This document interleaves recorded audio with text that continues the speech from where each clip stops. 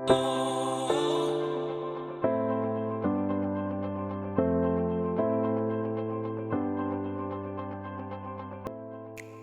everybody, this is Danat Faye Lozada, and today I'm gonna talk to you about aesthetic sense found in page 124 to 125 of the book Reading the Visual. So in order for us to know what is aesthetic sense, let us define first what is aesthetics and what do we mean by sense. So the common definition of aesthetics is that it is all about beauty and taste. So by this definition, what can be seen as aesthetically pleasing or beautiful is only subjective and it has no specific cause. So in this sense, there can be no rationality as to why something is beautiful.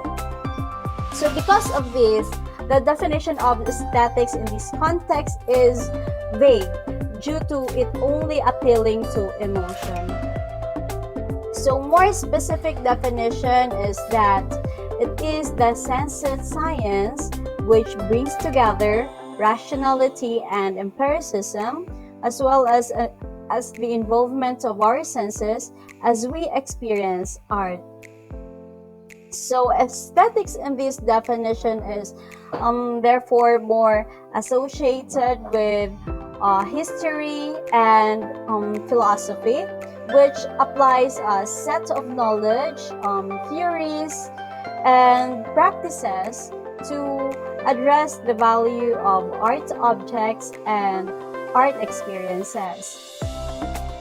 So the definition of sense, on the other hand, is an awareness or sensitivity to the presence or importance of something. So if we combine together the two words, aesthetics plus sense, we can arrive from this definition. So it is defined as our awareness and sensitivity towards things that are beautiful and understanding how they are deemed beautiful through philosophy and history.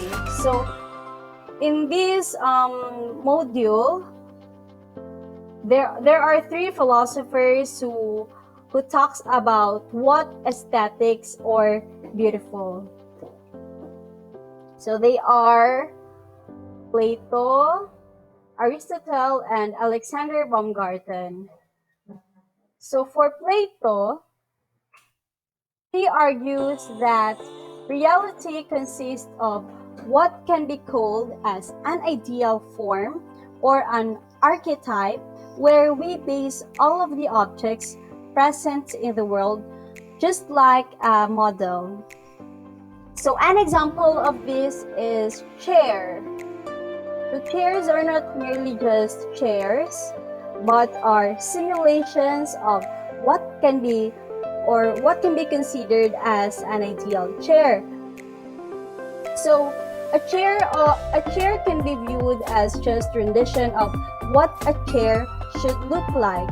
So in this case, an object's aesthetic value is dependent on how close something is relative to its ideal form. So Plato was more insistent on rationalizing everything and says that we should focus more on rational thought and hide away our emotions. So other philosopher is Aristotle. So he argues that what makes something beautiful is the order and unity of an object rather than an ideal compared with Plato's perspective. So he states that beauty consists of an arrangement of integral parts into a coherent whole. So it is according to proportion, harmony, symmetry, and similar notions. So although Aristotle himself agrees with Plato's notion of beauty can be perceived in ideal forms, but for him, there is more to it than just rational thinking. And so, Aristotle incorporates the emotion of one person may feel when seeing an object. In his writing named Poetics, Aristotle speculated that an object that cannot be considered or discerned clearly in a single moment in time, an object that is, for example, too small or too big, cannot be considered as beautiful. So as long as there is uniformity of our order, or it can be considered as beautiful. So for him, it was dependent on the unity or wholeness of an object, that every part of an object should have coherence and unity.